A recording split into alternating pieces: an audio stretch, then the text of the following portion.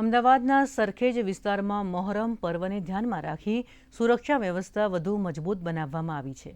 DCP Shivam વર્માની આગેવાની હેઠળ 120થી વધુ પોલીસ કર્મચારીઓ દ્વારા ફ્લેગ માર્ચ અને ફૂટ પેટ્રોલિંગ હાથ ધરવામાં આવ્યું હતું।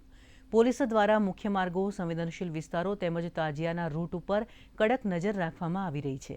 મોહરમ અને રથયાત્રાના તહેવારો દરમિયાન કાયદો અને વ્યવસ્થા જળવાઈ રહે તે માટે ડ્રોન कैमरा द्वारा रूट पर चेकिंग करवामा आवी रह्यु छे। मुहर्रम के अनुसंधान में जोन 7 में सरखेज पुलिस स्टेशन विस्तार में अभी फुट पेट्रोलिंग का आयोजन किया गया है।